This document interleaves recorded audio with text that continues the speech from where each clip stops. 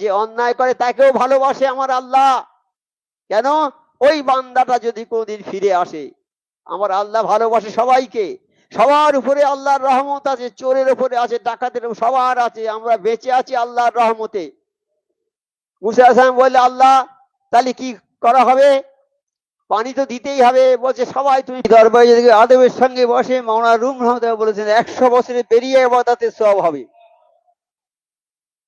শুধু তাই নয়, আমার আল্লাহ বলেছেন আমি যাকে ভালোবাসি তাকে কামেল ওলি আল্লাহর দরবারে পাঠাই। আমরা কেউ ইচ্ছা করে আসতে পারিনি, শত চেষ্টা করেও আমরা আসতে পারবো না। আল্লাহ যাকে ভালোবাসে সেই মাত্রই ওলি আল্লাহর দরবারে আসে। আল্লাহ যাকে ভালোবাসে না সে কোন ওলির দরবার পাবে না, যেতেও পারবে না। আর এই দরবারে যে এলেই যে গোনা মাফ হয়ে যায়, এর প্রমাণ আছে কিছু? এর প্রমাণ হয়ে যায় যেখানে মজলিস হয়, এটা মজলিস, আজকে সুফি আজম মজলিস কায়েম করেছেন, সাপ্তাহিক মজলিস।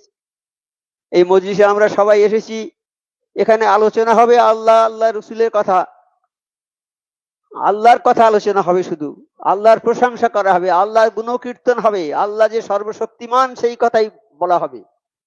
আল্লাহ ছাড়া দ্বিতীয় মালিক কেউ নেই, তিনি একক, সমস্ত ক্ষমতার অধিকারী তিনি, সার্বভৌম ক্ষমতার অধিকারী তিনি, তার মতো শক্তিশালী আর কেউ নেই। তুমি যত বড় বৈজ্ঞানিক হও, যত বড় সাহিত্যিক হও, সারা পৃথিবীর জ্ঞান তুমি অর্জন করেছো, কিন্তু তোমার এক মানে একটা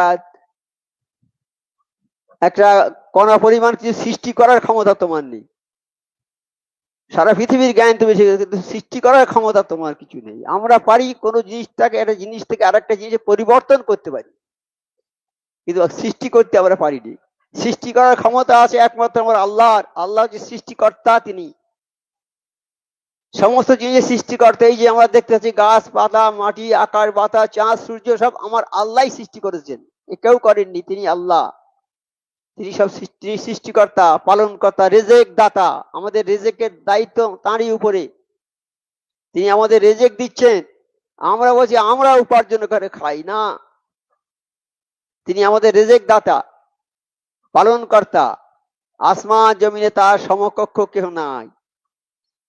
তা আমরা এখানে বসেছি তার গুণগান কীর্তন করব। যখন এই রকম অনুষ্ঠান হয় তখন আসমান থেকে ফেরেশতারা এসে ওই অনুষ্ঠানটাকে ঘিরে ফেলে। আমরা তো দেখতে পাচ্ছি যে ফেরেশতাদের, কিন্তু ফেরেশতারা ঘিরে আছে আসমান জমিন। আসমান থেকে ফেরেশতারা নেমে এই যেখানে আল্লাহর কথা খালেস আল্লাহর জন্য শুধু আলোচনা হয়, সেইখানে ফেরেশতারা আসমান থেকে সমস্ত মজলিসটাকে ঘিরে ফেলে। ঘিরে ফেলে তারপর যখন আল্লাহ বলে, হে ফেরেশতারা ওরা কি চায়? আল্লাহ ওরা চায় ওদের জিন্দেগির গুনাহ খাতা মাপ চায়। ফেরেশতারা তোমরা সবাই সাক্ষী থেকো, আমি ওই সমস্ত বান্দাদের তাম জিন্দেগির গুনাহ খাতা মাফ করে দিলাম। তাহলে এই দরবারে যারা এসে বসে তাদের গুনাহ মাফ কি হয় না? নিশ্চয়ই আমার আল্লাহ মাফ করে দেবেন।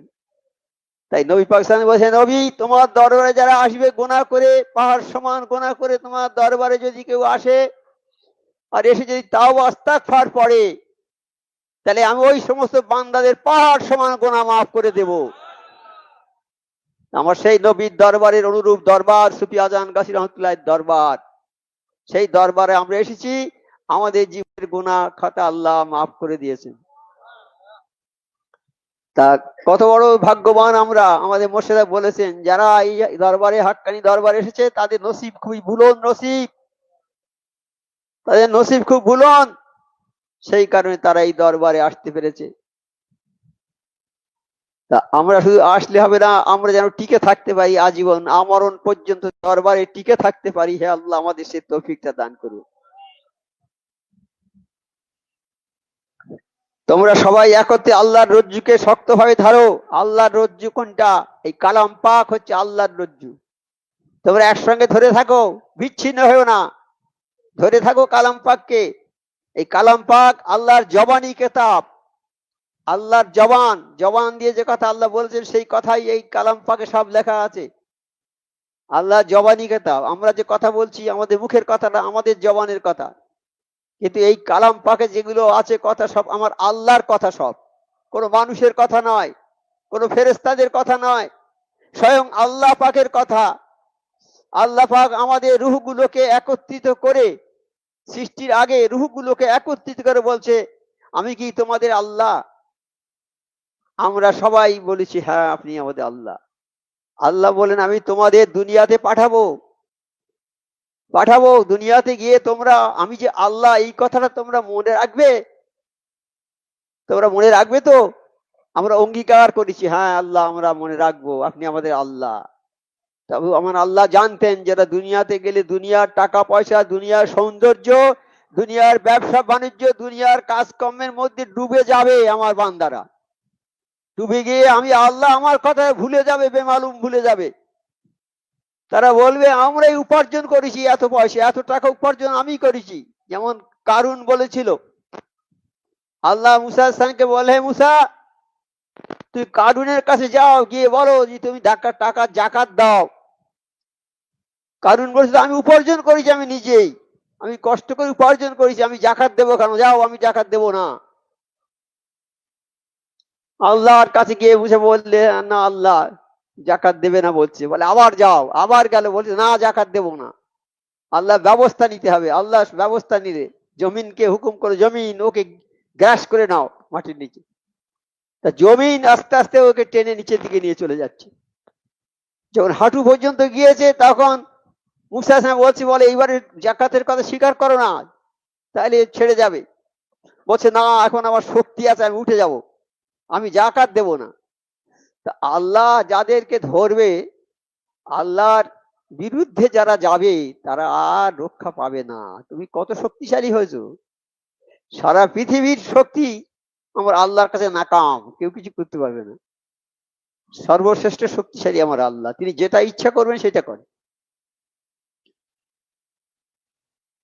তাই তিনি আমাদের বলছেন যে বাবা কালাম পাক, এই কালাম পাকের সমস্ত কিছু বয়ান করে দিয়েছেন আমার আল্লাহ। এই কালাম পাক আল্লাহর হুকুম সম্বলিত কিতাব, এটা আল্লাহর হুকুম আছে এই কিতাবে। যে কালাম পাকের কাছে যাবে সে আলোকিত হয়ে যাবে। আমরা তো আজকে কালাম পাকের কাছে এসেছি, কালাম পাকের বয়ান হচ্ছে, কালাম পাকের কাছে এসেছি। তো তাহলে যারা এই দরবারে ঢুকে গেল তারা আলোর মধ্যে এলো নাকি? কালাম পাক আলো, তারা এলো আলোর কাছে। তাই বলছে যারা এই হাক্কানি দরবারে ঢুকলো তারা যেন অন্ধকার থেকে আলোর মধ্যে এলো। অর্থাৎ অন্ধকার মানে তাদের জীবনের মধ্যে যা খারাপই ছিল, মনের মধ্যে যত খারাপই ছিল, কেউ হয়তো নামাজই পড়ে না, বেনামাজি, আল্লাহ সম্বন্ধে বিদ্রুপ কথা বলে, কোনোভাবে তারা এসেছে দরবারে। হয়তো সে জীবনে হয়তো একটা এমন কাজ করেছে সে নিজেই জানে না যে সে কি কাজ করেছে। আমার আল্লাহ খুশি হয়ে গিয়েছে, তাকে খুশি হয়েই তাকে এই দরবারে এনে দিয়েছে। তা এসেছে যখন, তার ভেতরে অন্ধকার ছিল, অর্থাৎ অনেক খারাপই ছিল, আল্লাহ বিশ্বাস করতো না, নামাজ পড়তো না, রোজা করতো না, কিছুই করতো না।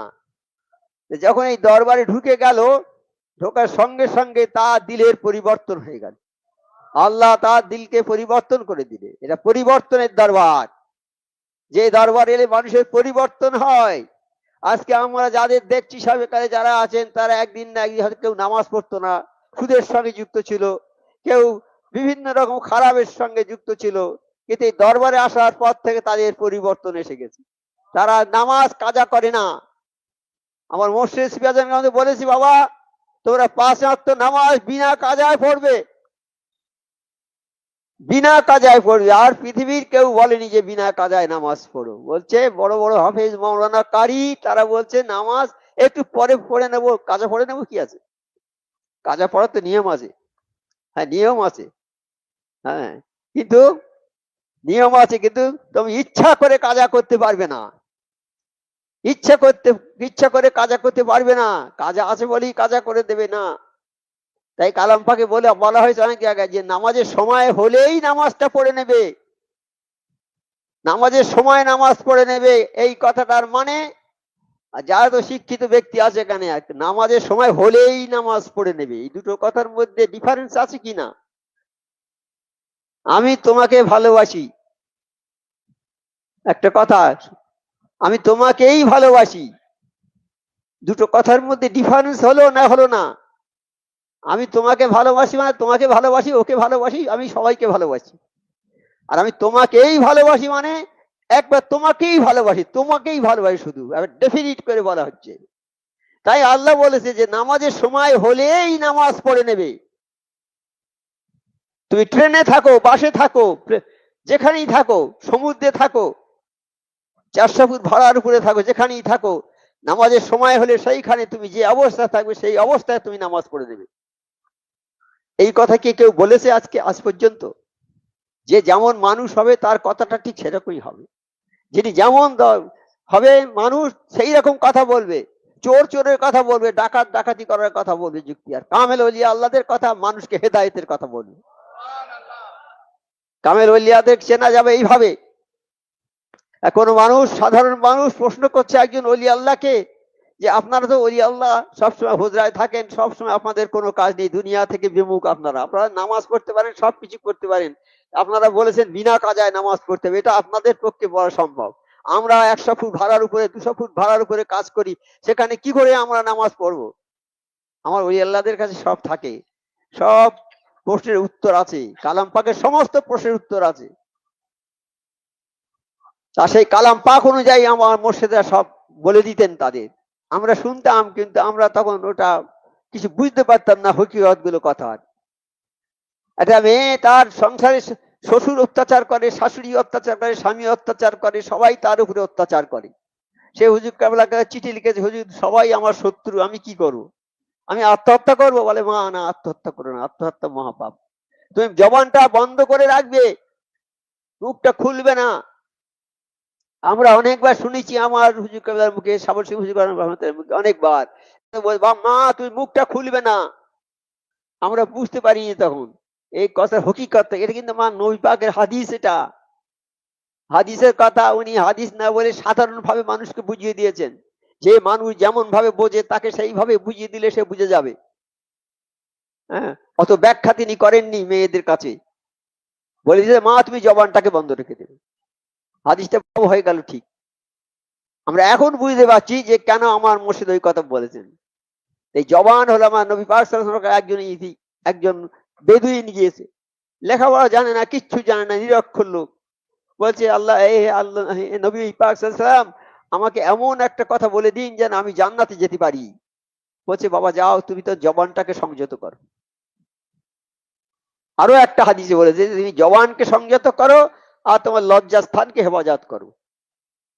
তোমার লজ্জাস্থানকে হেফাজত করো আর জবানকে সংযত করো। এই দুটো কাজ যদি তুমি করো, এই দুটো কাজের যদি গ্যারান্টি আমার কাছে দাও, আমি তোমাদের জন্য জান্নাতের গ্যারান্টি দেবো। আমরা পারবো না এই দুটো কাজ করতে? পারবো না। জবানকে সংযত রাখা মানে মানুষের সঙ্গে ভালোভাবে কথা বলা, আজিজেন কেসারির সঙ্গে কথা বলা, যার তার সঙ্গে ঝগড়া বিবাদ করা বলা না, খারাপ ভাষায় কথা বলা। এগুলো আমাদের মধ্যে ঝগড়া বেঁধে গেল তো খারাপ ভাষা, মুখ কিস্তি করে বিশ্রী করে কথা বলে ঝগড়া, সাংঘাতিক। হ্যাঁ, এগুলো মুনাফিকের লক্ষণ। খারাপ কথা, খারাপ ভাষা মুখে বলবে, যা তা বলবে, বাপ মা তুলে গালিগালাজ করবে। তার মা হয়তো ভালো আল্লাহওয়ালা মানুষ, মা হয়তো আল্লাহওয়ালা, বাপ হয়তো আল্লাহওয়ালা, তাকে বাপ মা ধরে গালি দিলুম, যে গালিটা দিলুম তার বাপ মাকে, সে যদি সেই না হয়, সেই জিনিসটা আমার উপরে এসে চেপে যাবে ঘাড়ি। আমি তার মা বাপকে হয়তো খারাপ কথা, একটা খারাপ ভাষায় বলেছি, হ্যাঁ, কথাটা আর বলা যায় না, এরম ভাষায় কথা বলেছি, তার মা বাপ যদি সেই প্রকৃতির না হয়, সেইটা আমি ভালো হলেও আমার মাথায় এসে চাপবে সেই খারাপটা। কাজে কোনো কারো মা বাপকে গাল দেয়া, খারাপ ভাষা বলা যাবে কি বাবা? যাবে না। সে যদি খারাপ না হয়, কথাটা আমার ঘাড়ে এসে চেপে যাবে। কাজে জিনিস এই জবান তোমাকে আস্থা করে ফেলে দেবে। তো সারা জীবন মানুষ ইবাদত করে করে আল্লাহর একদম কাছাকাছি চলে গেছে, জান্নাতের দরজার কাছে গিয়ে পৌঁছে গেছে, এমন একটা কাজ করেছে সে জাহান্নামের চলে এলো। আর এমন মানুষে সারা জীবন অন্যায় করে করে করে করে এমন একটা কাজ করেছে জান্নাতে চলে গেছে। তাহলে আমরা ভালো কাজ করব, খারাপ কাজ করব না। এই কালাম পাক আছে বলে পৃথিবী টিকে আছে, এই কালাম পাক আছে বলে পৃথিবী টিকে আছে। কালাম পাক যতদিন থাকবে পৃথিবী ধ্বংস হবে না। কালাম পাক যতদিন থাকবে ততদিন এই পৃথিবী থাকবে। যখন কালাম পাক থাকবে না, কালাম পাকের আয়াত সব থাকবে না, কাগজ থাকবে সাদা, শুধু আয়াতটা উঠে যাবে, তখন বুঝতে হবে যে কেয়ামত এসে গেছে, হবে এইবার। যতদিন কালাম পাক থাকবে কেয়ামত হবে না, কেয়ামতের আগ পর্যন্ত থাকবে কালাম পাক। আল্লাহ বলেছে আমি এই কালাম পাক পাঠিয়েছি, এটা আমি নিজে হেফাজত করব। এই কালাম পাক আল্লাহর হেফাজতে যদি থাকে, আমাদের হাক্কানি ওজিফা ইনশাল্লাহ হেফাজতে থাকবে, হাক্কানি আঞ্জীবন কিয়ামত পর্যন্ত ইনশাল্লাহ থাকবে। তাহলে এই সিলসিলা কিয়ামত পর্যন্ত থাকবে, আমরা থাকবো না, কিন্তু এই আদর্শ থাকবে। নবী পাক সাল্লাল্লাহু আলাইহি ওয়াসাল্লাম নেই, 1400 বছর তিনি চলে গেছেন, কিন্তু তার আদর্শটা আছে। ওই আদর্শ কিয়ামত পর্যন্ত থাকবে। আর এই আদর্শগুলো মানুষের কাছে প্রচার করে দেবে এই কামেল ওলি আল্লাহরা। আবার মোর্শেদ সুফি আজান গাছী রহমতুল্লাহ যে দরবার কায়েম করেছেন, এই দরবারের মাধ্যমে লক্ষ লক্ষ কোটি কোটি লোকের কাছে এই পয়গাম পৌঁছে যাচ্ছে, ওজিফা পৌঁছে যাচ্ছে। আর আর চতুর্থ হুজুর কেবলা সাবর শিবুর রহমতুল্লাহ 26টা ভাষায় ওজিফা 26টা ভাষায় ছাপিয়ে সারা বিশ্বে প্রচার করে দিয়েছে। কোন মানুষকে যেতে হয়নি প্রচারের জন্য। পৃথিবীর বিভিন্ন দেশে পীর ভাইরা আছে, জাপানে আছে, লন্ডনে আছে, আমেরিকায় আছে, চীনে আছে, পৃথিবীর সমস্ত জায়গায় আছে। তারা সেখানে কাজ করে আর আসে এখানে, এক সময় বছরে এসে ওজিফা নিয়ে যায় আর সেইখানে গিয়ে সব বিতরণ করে দেয়। তাই আমার মোর্শেদে কি রকম মানে কলা কৌশল কেমন, এ বিনা সুতোয় মালা গেঁথে নিচ্ছে, বিনা সুতোর মালা, বিনা সুতোর মালা। মানে কোন লোকজনের দরকার হচ্ছে না, লোকজন দলবদ্ধ ভাবে গিয়ে প্রচার করতে হচ্ছে না, সেখানে আছে তারাই প্রচার করছে, সারা বিশ্বে এইভাবে প্রচার হচ্ছে। আমার মোর্শেদ সাবর শিবুর রহমতুল্লাহ সময়টা হচ্ছে হাক্কানি স্বর্ণযুগ, হাক্কানি স্বর্ণযুগ। আমরা হাক্কানি স্বর্গযুগে এসেছি। আমরা বেশি বাড়াতে না পারি, অন্তত এই যুগটাকে আমরা ঠিক মতো ধরে যেন রাখতে পারি। আল্লাহ যেন আমাদের সে তৌফিক দেয় সবার। যেদিন এই কালাম পাক উঠে যাবে সেই দিন কিয়ামত হবে। বলছে কালাম পাক যেদিন উঠে যাবে সেই দিন কিয়ামত হবে। কালাম পাক যতদিন থাকবে ততদিন কিয়ামত হবে না। এই কালাম পাক দেখলে নাকি, হ্যাঁ, ছুঁইলে নাকি। আমার মামা সাহেব আজ করছিলেন না, একজন সেই খুব মূর্খ লোক, কোরআন পড়তে পারে না, কি দুঃখ করে, কান্নাকাটি করে, আল্লাহ আমি কালাম পড়তে পারিনি। এমন অনেক ভাইয়েরা আছে এখন বয়স হয়ে গেছে, কালাম পাক পড়তে পারে না। আমার মুর্শিদ কেবলা কিন্তু কালাম পাক পড়ার হক আদায় হয়ে যাবে এইরকম একটা ওজিফা দিয়েছেন আমার। যে সূরা ফাতিহা, যে সূরা ফাতিহা একবার পড়লো 20 পারা কোরআন শরীফের সওয়াব পেয়ে গেল। আর যে সূরা ইখলাস 3 বার পড়লো 1 খতম কোরআন শরীফের সওয়াব পেয়ে গেল। যারা পড়তে পারবে না, পড়ার ক্ষমতা নেই, তারা এইটা পড়লে কোরআন শরীফের হক আদায় হবে। কিন্তু আমরা যারা পড়তে পারি তাদের কোরআন পড়তে হবে, এই কোরআন পড়তে হবে। তাই বলছে এই কোরআন পড়লে নাকি, দেখলে নাকি, ছুঁইলে নাকি, কোরআনটা ছুঁইলে নাকি। তাই ওই ভদ্রলোক কোরআনটাকে শুধু গোসল করে এসে আর হাত বুলুতেন, স্পর্শ করে বুলুতেন না, বলতেন আল্লাহ তুমি যা বলেছো কালাম পাকে সত্য কথা, আমার আল্লাহর বাণী তো সম্মিলিত কিতাব, আল্লাহ যা বলেছে সব সত্য, এটা আমাদের বিশ্বাস করতে হবে, তবেই হবে আমাদের ঈমান। এই বিশ্বাস করাটাই হচ্ছে ঈমান। সেই ভাবে কালাম পাককে সম্মান জানিয়েছে, তাজিম করেছে। তাই বলে সামান্য তাজিম হাজার হাজার বছর ইবাদত অপেক্ষা উত্তম। সামান্য থোড়াসা তাজিম, সামান্য তাজিম। বিশ্বে হাফি এটা কালাম পাকের লেখা, কালাম পাক ছোট্ট কালাম পাকের লেখা, বোধহয় বিসমিল্লাহ ওখানে লেখা ছিল, সেইটাকে তাজিম করেছে, করে মাথায় করে নিয়ে গিয়ে বাড়িতে রেখে আতর মাখিয়ে উঁচু তাকে তুলে রেখেছে, খুবই সম্মান করেছে। এই সম্মান করার জন্য আল্লাহ খুশি হয়ে গিয়েছে, গিয়ে তার নাম ওলির দপ্তরে লিখে দিয়েছে। আমরা যে এই কালাম পাক এখানে আছে, এই কালাম পাককে আমরা যদি তাজিম করি তাহলে আমাদের নসিবটা খুলে যাবে, আমাদের বদ নসিব থাকবে না। এই কালাম পাকে তাজিম করতে হবে, দরবারকে তাজিম করতে হবে। তাজিমের বরাবর কিছু নাই। সেই জন্য এই কালাম পাককে তাজিম করতে হবে। শুইলে নাকি এই যেন একটা মিষ্টির টুকরো যেদিক থেকে চাঁকবে মিষ্টি লাগবে। একটা মিষ্টির টুকরো যদি পাওয়া যায়, তার সামনের দিকে চাকলে মিষ্টি, পেছন দিকে মিষ্টি, যেখানে চাকবে মিষ্টি লাগবে না লাগবে না। তাই কালাম পাক যেদিক থেকে দেখবে মিষ্টি, পড়লে নেকি, দেখলে নেকি, ছুঁইলে নেকি। কালাম পাকের দিকে চেয়ে দেখলে নেকি, কাবা শরীফের দিকে চেয়ে দেখলে নেকি। শুধু যদি কেউ কাবা শরীফে বসে চেয়ে থাকে 20টা নেকি পাবে। 20টা নেকি কি রকম? প্রতি মুহূর্তে 160টা নেকি, 120টা নেকি নাজের হচ্ছে প্রতি সেকেন্ডে। এই কথা বলছি 120টা, আবার কথা বলছি 120টা, এরকম সবসময় নেকি যেন ঝরঝর করে বৃষ্টির মতো পড়ছে। তা যারা তোয়াফ করে তারা পায় 60টা নেকি। যারা তোয়াফ করে তারা পায় 60টা, যারা নামাজ পড়ে তারা পায় 40টা। 100টা হয়ে গেল। আর যারা শুধু কাবা শরীফে চেয়ে থাকবে 20টা নেকি পাবে। সকাল থেকে সন্ধ্যে পর্যন্ত কাবা শরীফ দিকে চেয়ে থাকে, তা কত নেকির পাহাড় জমিয়ে দেবে। আর মায়ের দিকে যদি কেউ চায়, কালাম শরীফের দিকে চাইলে নেকি হবে। আর মায়ের দিকে যদি চায় কেউ ভালোভাবে স্নেহ ভরে, একটা হজের সওয়াব পাবে। একটা মকবুল হজ, যে হজটা আল্লাহর দরবারে কবুল হয়ে গেছে, এটা মকবুল হজের সওয়াব পাবে। একটা মকবুল হজের দাম আমাদের সারা পৃথিবীর টাকা যদি দেয় হবে না। এইরকম আরো 2-4টে পৃথিবীর টাকা যদি দেয় ওই হজের সমান হবে না। ওই হজের মূল্যটা কি? ওই হজের মূল্য হলো জান্নাত। তাইলে মা কি আছে বাবা? মা কি জিনিস আছে? যাদের মা বেঁচে আছে তারা কিছু বুঝতে পারছে না, তারা বুঝতে পারে না মা কি। যাদের মা মারা গেছে তারা এখন বুকে হাত চাপড়াচ্ছে যে ও মা যদি বেঁচে থাকতো, অন্তত মায়ের পায়ে একটু চুম্বন করে পায়ের ধুলোটা একটু চেটে চেটে খেয়ে নিত। মা কি জিনিস? হ্যাঁ, মায়ের গায়ে নিজের গায়ে চামড়া কেটে যদি জুতো করে দেয়া যায়, মায়ের 1 ফোঁটা দুধের ঋণ শোধ হবে না। হাজার হাজার মসজিদ করে দাও মায়ের নামে, 1 ফোঁটা দুধের ঋণ শোধ হবে না। একজন লোক হজে যাবে,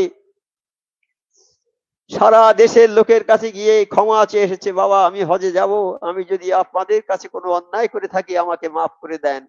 সবার কাছে ঘুরে ঘুরে এসে শেষ পরে মায়ের কাছে বলছে, মা আমি হজে যাব, তুমি আমাকে যাওয়ার অনুমতিটা দাও। মা বলছে, বাবা তুই হজে যাবি, কিন্তু আমি তো অনেক দিন আগে থেকে নিয়ত করে আসি তোর সঙ্গে আমি হজে যাব। মা তো উঠতে পারে না, বিছানা শয্যাশায়ী, বলছে আলহামদুলিল্লাহ মা তোমাকে নিয়ে আমি হজে যাব। বলে মাকে পিঠে বেঁধে নিয়েছে, কাপড় দিয়ে পিঠে বেঁধে নিয়ে যাচ্ছে হজে। গিয়ে তো আপনারা যারা গিয়েছেন জানেন তো কত কষ্ট হজে।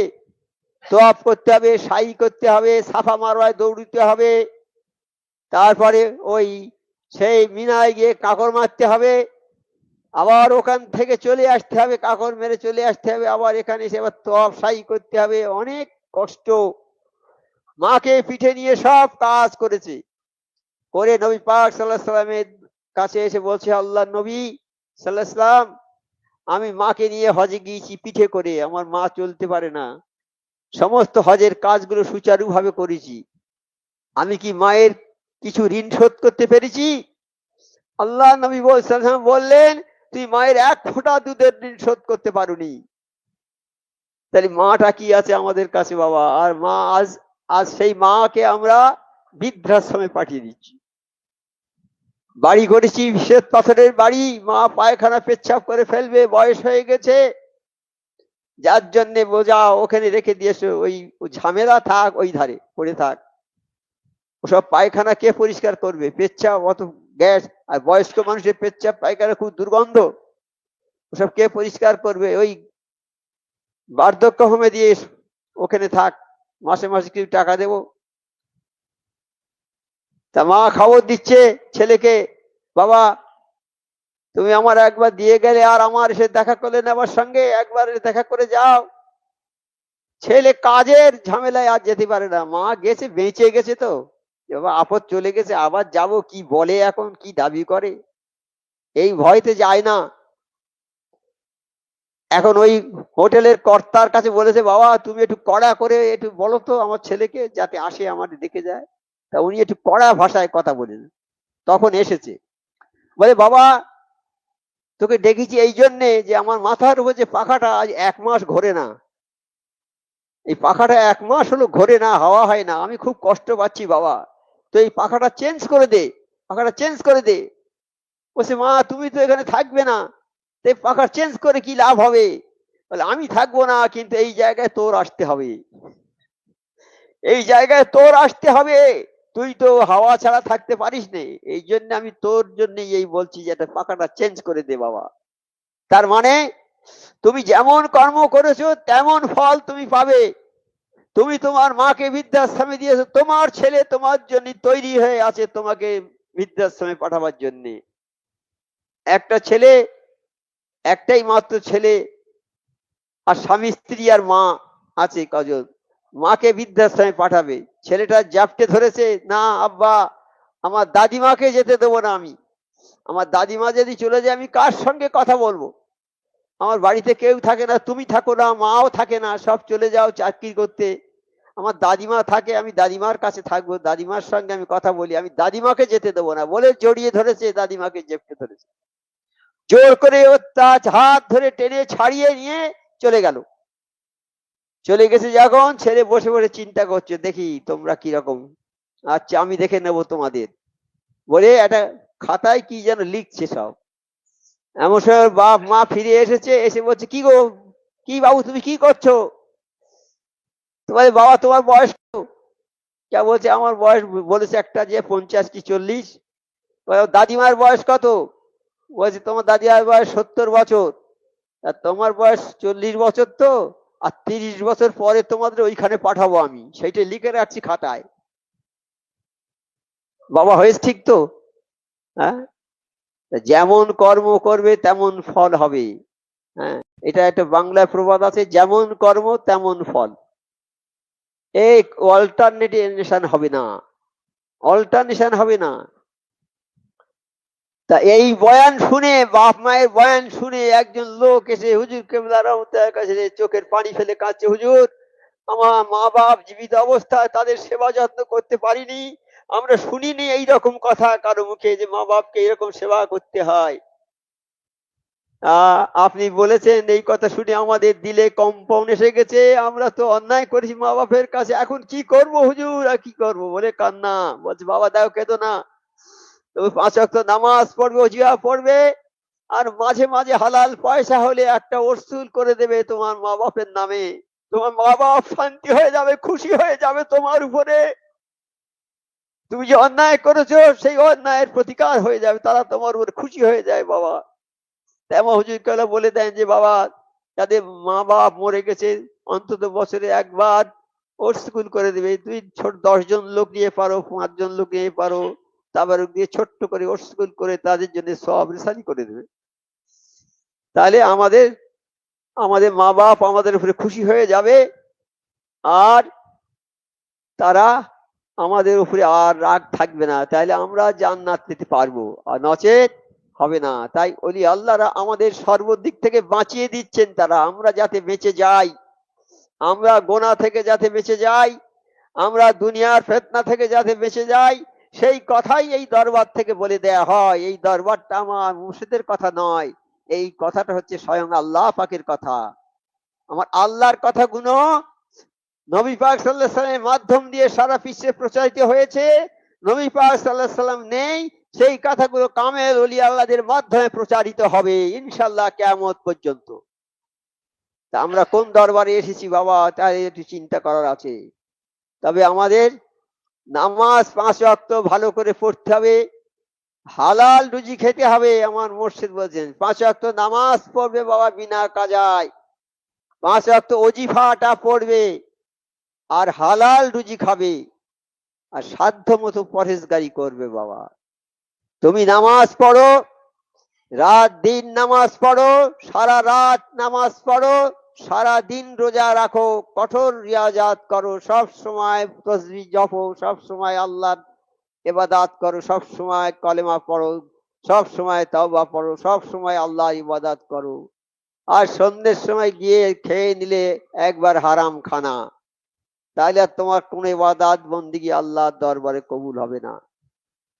তাই একটা মিসাল আছে, একজন মানুষ সারা বিশ্ব ভ্রমণ করেছে, করে তার চেহারাটা এইরকম কাঠি হয়ে গেছে, একদম কাঠি, রোগা হয়ে গেছে, গায়ে মাংস নেই, হাড়ে চামড়ায় জড়িয়ে গেছে। শুধু সারাদিন রোজা করে, বছরে কয়েকটা রোজা নিষেধ, 5 দিন রোজা করা নিষেধ, আর সারা বছরই রোজা করে, আর সারা রাত জেগে ইবাদত করে। শরীরটা যেন কাঠির মতো হয়ে গেছে, শুকনো হয়ে গেছে, একদম দড়ি হয়ে গেছে। আল্লাহর কাছে হাত তুলে বলছে, আল্লাহ আমার জীবনের গোনা খাতা মাফ করে দাও। আল্লাহ ওই দোয়াটা কবুল করছে না, আল্লাহ ওই দোয়াটা কবুল করছে না। কেন?